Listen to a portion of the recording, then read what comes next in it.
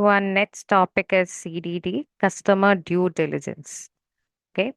So if you're someone who's dealing with bank transactions or you have an account, probably you have an account. Okay. So you must have known KYC, right? Know your customer, where your bank is asking for your identity card, right? So same way, there is also a know your customer in terms of audit firm as well. Okay, so that is called CDD. Okay, so CDD is when your audit firm has to verify all of the details regarding your customers. Okay, your client companies. Okay, so basically you're going to collect all the possible records that you can about your client firm. Okay, so when is CDD required? So CDD is basically required when you're going to accept a new client. Okay, or something happened uh, while an ongoing audit, or you're accepting or you're continuing with the previous client itself, but you have to verify something. So in the course of the ongoing relationships, you are going to do customer due diligence. That means check their identity and stuffs. Okay. So, and also if the audit firm or the accounting firm is involved in a one-off transaction with any of the new clients or any of the regular business, which does not happen frequently, but once in a while, then also you have to do CDD of the particular client you are being or you're getting involved with, or the person you are or the party you're getting involved with. Okay. So, what does CDD involve? So, CDD, first of all, involves identifying the client. Okay. So, you have to have to collect all the details regarding the client. Okay, so you have to independently verify all the documents that they're giving for identification. All right, next is identifying beneficial owners. So once you are done with collecting details about the company, now you're going to look at the owners of the company, the shareholders. Okay, and also the funds that the company gets, how does it get? Okay, also you're going to take necessary actions in order to verify all those people who are being attached or connected with the company, or of the client company, I mean. Okay, so third one is understand the client's background. Now you have to understand how did the client get to you, right? And for what purpose, or what do they want from you? So you have to understand that. Okay, so what are the basic questions that you can ask? You have to ask who's the client. Okay, who controls them? Okay, and what is their business activity, and also where their money comes from? Okay, what services are they providing? Also, what is their legal structure? What are the legal structure they are inclined to? Right now, as for individuals, in order to uh, perform the customer due diligence, you're going to make them provide documents that is verifying their identity, right? For example, passports, driver's license. In India, it is Aadhaar card, right? Okay. Now, for business, you need the incorporation date. That means the date at which the business is legally registered as a company. You must need all the list of directors and shareholders. You must get the office address of the business. Clear? Now, as for trust, that is not for profit NFP, you have to understand the nature and purpose of the trust. Okay, you have to understand where the funds comes from. Okay, who the trustees and beneficiaries are. Okay, so example is, if you have got a new accounting client. Okay, and this particular client is an NFP, a charity. So how do you do it? You're going to ask for their registration certificate, you're going to ask for their trust deed, you're going to ask the details of the trustees. Okay, and also you're going to confirm all the donations, the source of the donations of of that particular NFP. Okay, you're also going to understand why this particular trust has been set up. Okay, what is the goal? Is it a school? Is it a clinic? Is it an orphanage? Clear? Understood? All the NGOs. Okay, now next is enhanced due diligence. So CDD is basically knowing your customer, right? So what if the customer is highly risky, and you want to know more? You want to dive deep into who they are. So that is particularly enhanced due diligence. All right. Okay, so if it is a high risk profile client, for example, the client has a political connections, if the client is from a risk risky area. That is, that client is from a high risk countries, and the client has many complex business transactions, then you're going to keep some extra precautions in order to accept the client. So that is basically EDD, enhanced due diligence. Okay. So there is also a simplified due diligence where you're going to collect less amount of data, which we would look into next in the next page. Okay. So what does EDD involve? So basically, EDD is you're going to dive deeper into who the client actually is. Okay, you're going to understand all the purpose of their transactions. You're going to watch them carefully over time in order to understand their transactions, and in order to understand who they are, and in order to understand whether they are committing any money laundering activities, or is there any suspicion in their transactions and their business activities. So you're going to keep a close eye on them, okay, before accepting that means. So after accepting, what you do is you're going to track the client's activities regularly. So you're going to keep an eye on them even after accepting. You're going to watch for any suspicions or unusual activity. Understood? For example, see, you have a new client. They are from a higher risky profile, okay, high risky profile, and there are many investments, or the money that they want to invest is very huge. So what do? You're going to ask for detailed questions. You're going to ask them in detail what is the source of funds, okay, what is the true purpose of the investment, okay. You're going to ask them is this you're going to monitor whether these kinds of transaction is happening in an often basis or frequently. Clear?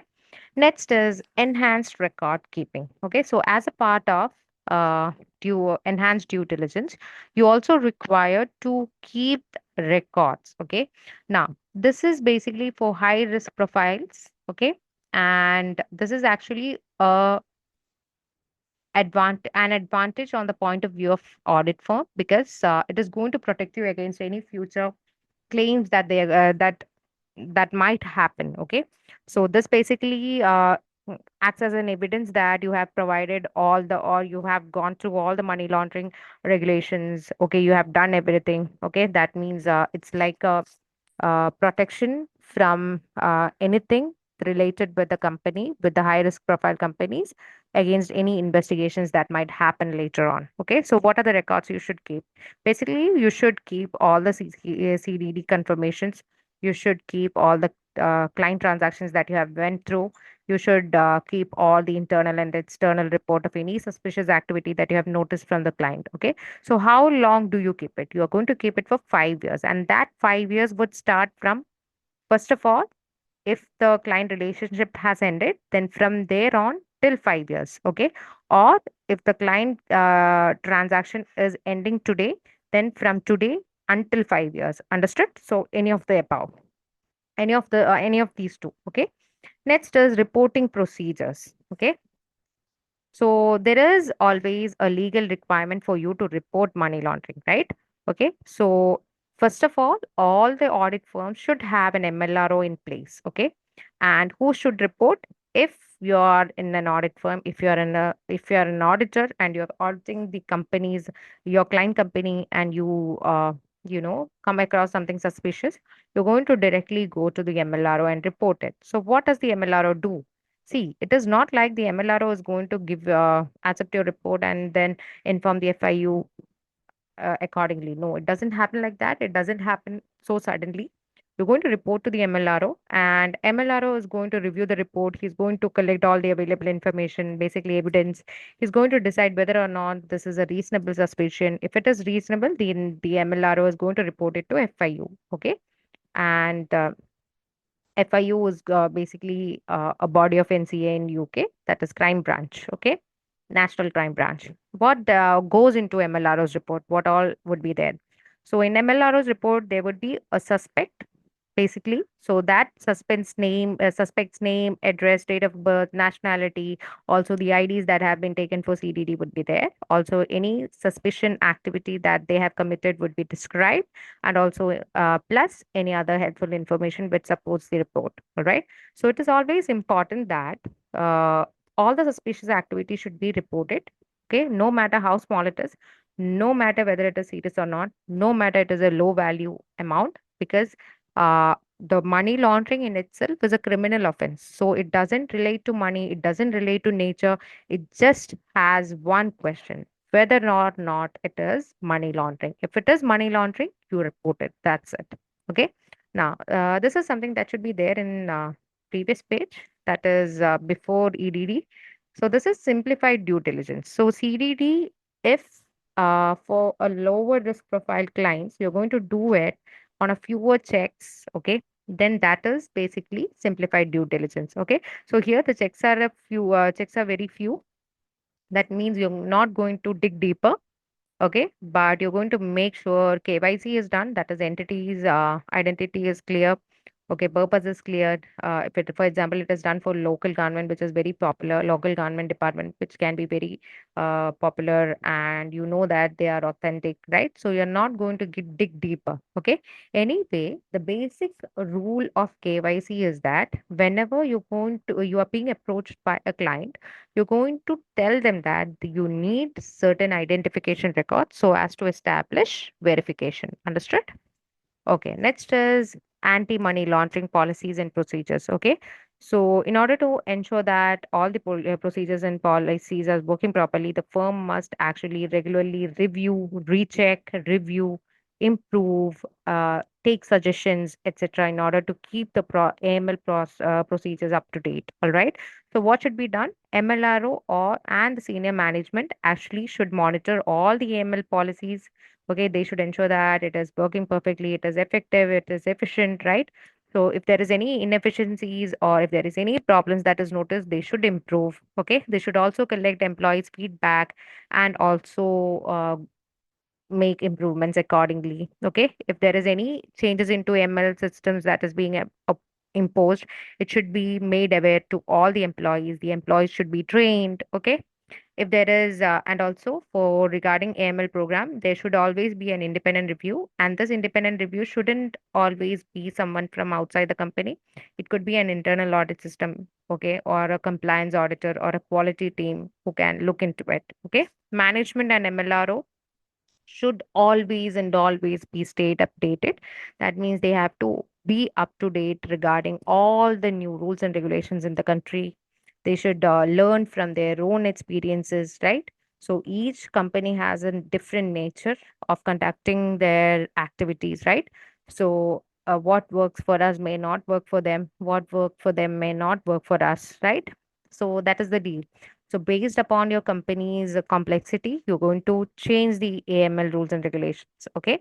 Now, how do you spot suspicious transactions? There is no technical matters or technical guidance that is being given to suspicious activity. It is basically instinct, right? Instinct or from the way in which you know your client, you can actually have instinct saying you that such a transaction is suspicious. Okay, or the records may tell you any contradicting features that is happening in the company, which is a red flag. Okay, so what are the suspicious activity examples that could be asked? Maybe your client is depositing huge amount of cash. Okay, and maybe your client is having frequent foreign exchanges, or your client is having many business deals with overseas, but there is no clear cut evidence on what they are dealing with or how the trade is happening, right? So, what is the ethical guidance from ACCA? See, money laundering, it is a dilemma, okay? Because there are two things involved. One thing is that your ethics and code of conduct tells you to be confidential about your client companies, right? So, when you report it, it is actually going against it, okay? The second element, which is another side of the coin, is that your rules or based upon your legal duty, if there is any suspicions active in your client company, it is actually your duty to report it. So there is a dilemma, right? So what does ACCA say? See, ACCA's guidance is very simple. ACCA is saying if you're going to audit the company and you have noted something suspicious, then as an auditor, if it is in a good faith and out of integrity, honesty, then you have to report it. Clear? and you can actually break the confidentiality rules. Okay. But if you are doing this without any proper evidence, without any reasonable uh, assumption, then out of bad intentions, then it is legally wrong and you're going to be charged against it legally. All right. So, this particular point is very important because you need this 2 points when you are going to write your essay answers. All right. It is going to be tested. Okay. I think money laundering hasn't been tested since 2 years or so. So, maybe for the next session, this is a sure question. Okay. Next is Financial Action Task Force, FATF. Okay. So FATF is basically a professional team or a legal team which is going to fight against money laundering internationally. Clear? Okay, so they have all the standards and best practices against money laundering. Understood? So, what does FATF recommend? So, FATF is basically saying that all countries internationally should be able to, punish the suspects or catch the suspects, go behind it, right? And all the countries should have laws that criminalize money laundering. Money laundering should be a criminal offense, okay? And there should be authorities in place in order to detect and seize the illegal funds, okay? Now, all the business, if it is business perspective, they say that all the business is required to do CDD. They have to keep records. They have to report suspicious transactions. They have to set up on a country level. All the countries should have FIU in order to handle these reports. Okay. When it is UK, the example is that for UK, it is FIU, which is a part of National Crime Agency. Okay. And NCA has been established on October 2013 before it came to be known as Serious Organized Crime Agency. And this was changed to NCA. And there are three main rules of FATF. And the first one is that in order to uh, fight against money laundering, there should be standards set. Okay. And all the countries, and if there is a standard set, then all of the people should actually follow the standards. Okay. And the third one is that when any money laundering suspicions are coming or come to notice, you have to study about it. You have to know how the money laundering is done, how you can stop them, right? So there should be it. Okay, so money laundering chapter is over. What I want to say is that this is actually you're going to accumulate knowledge from this particular lesson, and then you're going to spit it off in your answer. Okay, so while you answer, make sure all of the things that is available in your question paper is in your answer, plus all the theory elements that you have grasped. Okay, I won't actually tell you to mug up all these things. You have to understand and you have to approach the question accordingly. Okay. Okay, guys. Thank you. See you on the next chapter. Thank you.